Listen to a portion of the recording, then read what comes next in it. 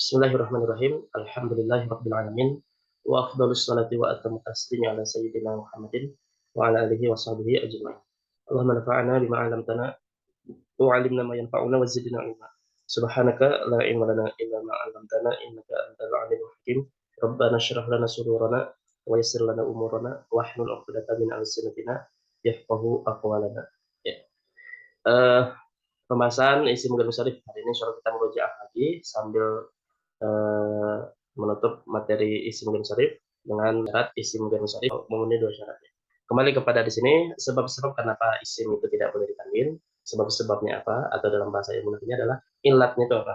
Nah, dijelaskan ada dua garis besar. Yang pertama ada satu alasan, yang kedua ada dua alasan, satu ilat dan dua ilat. Satu ilat ini ada tiga macam: sibah muntahajimu, alif ta'nits mamdudah, dan alif ta'nits maqsurah. Ya, tiga poin ini sudah kita bahas. Bentuknya bagaimana, contohnya bagaimana, dan bagaimana cara mengi'rabkannya sudah dibahas dan bisa dibuka di dalam rekaman pertemuan ke-34 ya.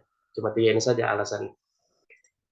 Lalu yang kedua, isim ghairul munsharif tidak boleh ditanwin yang memiliki dua ilat itu ada dua juga.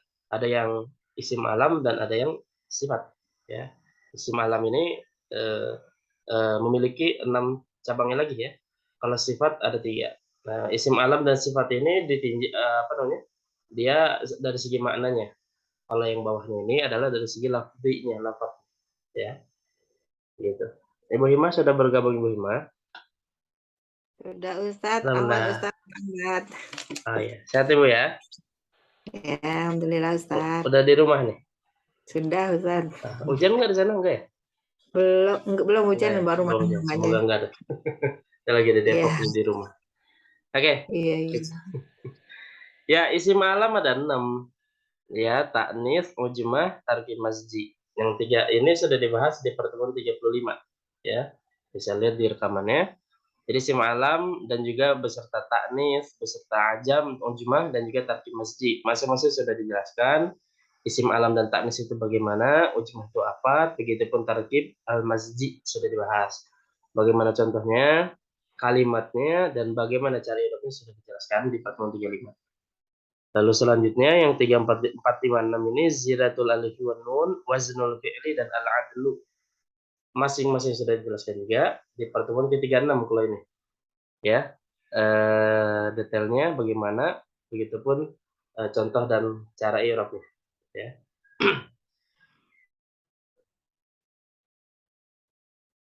Oke. Nah, terus selanjutnya adalah eh oh ya, ini tadi pertemuan ke-36 kalau yang tadi ya. Nah, terus selanjutnya yang sifat atau wasfiyah. Wasfun itu bisa apa dia? Masdar dari wasofa yasifu. Wasofa yasifu seperti waqafa yaqifu. Jadi bisa sifatun atau wasfun bisa ya. Nah, ini sifat. Nah, dia cuma 3, ziyadatul alif wa nun, waznul fi'li, dan adlu. Dia poin yang keempat, 5, 6 dari isim alam itu. Ya, sifat juga sudah dijelaskan bagaimana contohnya, bagaimana contohnya dan kalimat begitupun i'rabnya. Sudah dijelaskan dan ini berada di pembahasan detailnya di pertemuan ke-37 ya. Oke. Sampai sini ada pertanyaan dulu terkait dengan ini sebelum ditutup dengan pembahasan akhir dari isim ghairu munsharif. Gitu ya. Oke, gimana? Ada pertanyaan?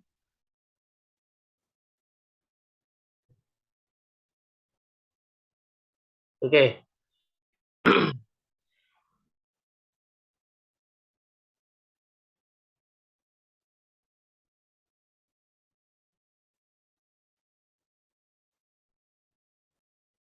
Ini kelas Quran Larkin itu siapa ya? Oh, ibu ini. Nurul Ilmi. Abang Ilmi ya? Iya. Assalamualaikum, Ustaz. Waalaikumsalam. Waalaikumsalam Ibu. Sehat Ibu ya? Iya, iya. Baik. Oke, kalau ada pertanyaan,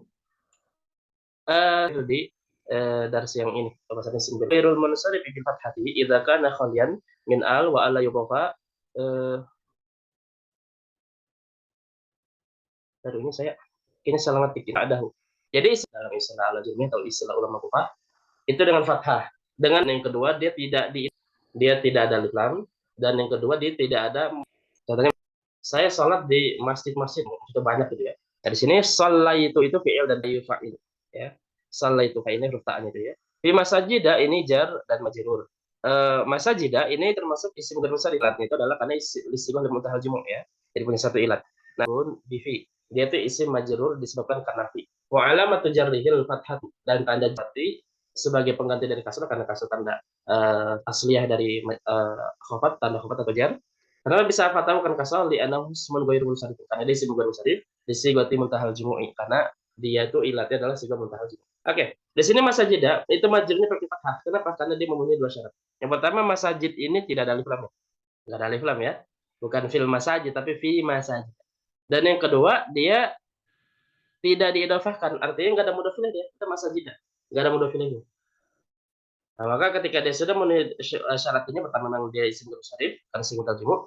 Terus dua syarat ini dia enggak ada alif lam, dia tidak diidhafahkan, maka tanda jarnya adalah fathah. Fi masajida. Gitu ya. Jadi dia dua syaratnya. Tanpa alif lam dan tanpa diidhafahkan. Baik. Bagaimana kalau ada alif lam? Ustaz, maaf ya? tadi keputus. Syaratnya tadi apa Ustaz? Nggak ada alif lam dan bukan diidhafahkan gitu ya? Betul, dan tidak diidhafahkan. Ya. Syukran Ustaz. Apa dulu? Oke. Terus kalau dia ada alif lam atau diidhafahkan gimana? Nah, kembali kepada hukum asal, ya. Kalau ternyata ada alif lam, isim ghair munsharif ada alif lam, maka jarnya kembali kepada hukum asal, apa itu ya, kasrah. Gitu ya. Kasrah. Contoh misalkan tadi shallaitu fil masajid, saya salat di masjid-masjid. Nah, sama ini shallaitu fi'il dan fa'il, fil masjidi jar majrur.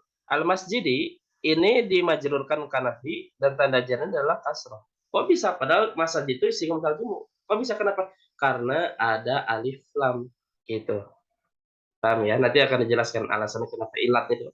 Ya, jadi fil masajid dibalik lagi kepada dia kan jamak taksir ya. Maka kembali kepada hukum jamak taksir. Jamak taksir kan kalau kita lihat tanda jarnya adalah kasrah gitu.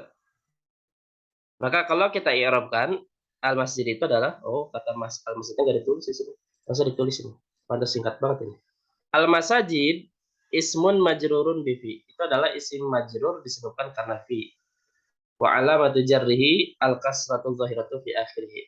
Dan tanda jarnya itu adalah kasrah dhahir di akhir. Selesai udah. Gitu ya. Jadi kalau ada alif lam, majrurnya kembali kepada asal yaitu kasrah. Atau ternyata ada idhofah, diidhofahkan kepada isim. Jadi dia punya mudhof ilaih. Contoh, shallaitu fi masajid Misra. Saya sholat di masjid-masjid yang ada di Mesir gitu misalkan. Ya. Masjid-masjid Mesir. Shallaitu itu fi'il madhi, fa'ilnya huruf ta. Fi masajidi ini jar dan majrur. Adapun Misra ini adalah mudhof ilaih dari masajid. Mudhof ilaih dari masajid. Nah, kenapa di sini masajid dia itu isim ghair munsharif tapi dijarnya pakai kasrah bukan fathah? Karena dia didhafahkan kepada Mesir. Jadi dia jadi mudhof gitu. Terus misranya mudhof ilaih gitu. Jadi kalau yang mudhof itu maka majrurnya pakai kasrah. Maka kalau kita i'rabkan sama seperti di atas tadi, ismun majrurun bi fi wa alamatu jarrihil kasratu dhahiratun fi akhirih. Gitu. Kalau misra ini mudhof ilaih majrur pakai fathah karena isim ghair munsharif dia. Tapi jadi fokus kita adalah kata masajid ini. Oke. Muncul pertanyaan, kok bisa begitu? Begini, di awal sudah dijelaskan bahwa isim kalau dia menyerupai fi'il, maka dia jadi nggak boleh tanwin, karena fi'il kan nggak boleh tanwin. Paham ya? Isim kalau dia menyerupai fi'il, maka dia jadi isim ghair munsharif, nggak boleh tanwin sebagaimana fi'il. Isim kalau dia menyerupai huruf, maka jadi mabni. Ini panjang ceritanya nih. Itu kalau udah tinggi dah. Jadi gitu ya, kalau di alfiah dibahas itu. Jadi kalau isim menyerupai fiil maka nggak boleh tanwin. Kalau isim menyerupai harf maka jadi mabni. Oke. Nah, ketika isim itu isim ghair munsharif dia tidak boleh tanwin karena menyerupai fiil bentuknya gitu ya, maka dia nggak boleh tanwin. Baik. Nah, ketika isim ghair munsharif ini yang menyerupai fiil ada alif lam, maka menjadi kasrah kembali kepada keisimannya statusnya. Karena alif lam itu kan ciri-ciri isim kan? Betul kan? Alif lam itu cuma isim aja. Maka ketika ada ciri isim, maka dia kembali kepada keisimannya. Satu sudah jelas lagi jadi isim. Nggak mirip fi'il lagi gitu. Paham ya? Jadi gitu. Jadi udah kembali kepada ke status awalnya itu isimnya lagi. Sama. selain alif lam, mudhof ilaih itu kan tanda isim juga. Idhofah itu tanda isim. Nggak ada ceritanya fiil mudhof ilaih, nggak ada. Begitupun harf nggak ada. Nah, idhofah itu adalah ciri-ciri isim. Nah, maka ketika isim ghair munsharif itu yang mirip fiil, lalu ternyata memiliki sifat isim yang jelas, maka kembali lagi statusnya keisimannya jadi kuat. Jadi dia menjadi majrur dengan kasroh, kembali kepada keisiman. Gitu. Itu ilatnya ya. Gitu. Nah, ini pembahasan akhir di pembahasan isim ghair munsharif. Jadi kembali kepada tadi, dia majrur dengan fathah kalau memiliki dua syarat, memenuhi dua syarat. Yang pertama dia tanpa alif lam, dan yang kedua adalah dia tidak diidhofahkan. Ya, tidak diidhofahkan. Gitu. Nah, kalau seandainya ada alif lam, maka kembali kepada hukum isim asalnya, majrurnya pakai kasroh. Begitupun kalau ternyata dia diidhofahkan, artinya punya mudhof ilaih dan dia menjadi mudhof, maka kembali kepada isimnya, statusnya keisiman yang jadi kuat, maka kembali ke awal, majrurnya pakai kasroh. Gitu. Sampai sini ada pertanyaan? Ada Ustadz, Boleh. Afwan mau Silakan, tanya Ibu. yang tadi, jika menyerupai huruf jadinya seperti apa Ustadz? Jadi mabni. Mabni. Iya. Misalkan gini, man itu artinya apa? Siapa? Siapa? Itu kan isim istifham ya? Iya. Kenapa dia mabni?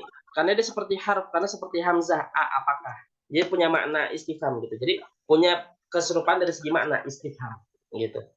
Ini ada empat penyerupaan sebenarnya, ada empat sisi isim mabni itu. Cuma nanti agak-agak ini sih. Nanti dah kalau itu di Alfi di awal itu dibahas banget pas di awal banget. Ya nanti dah itu pembahasan ini. Gitu ya. Ya, syukran Ustadz. Oke, Afwan Ibu.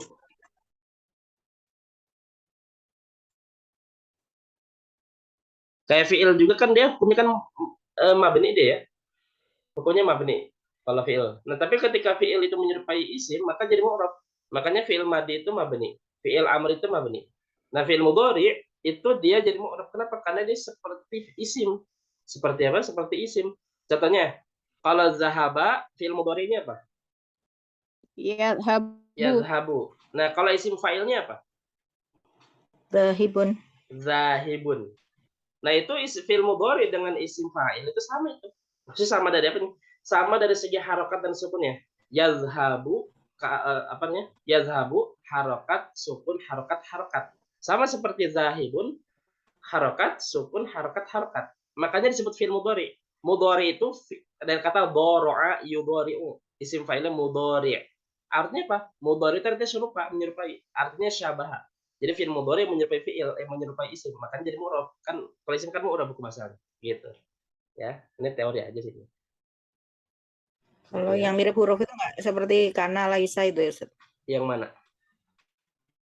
Laisa itu kan fiil, tapi kan kayak nggak bisa di tasrif.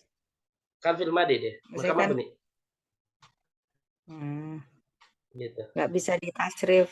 Kalau tasrif lugawi bisa. Cuma kan dia tidak mutasarrifah. Ya dia jamid dia.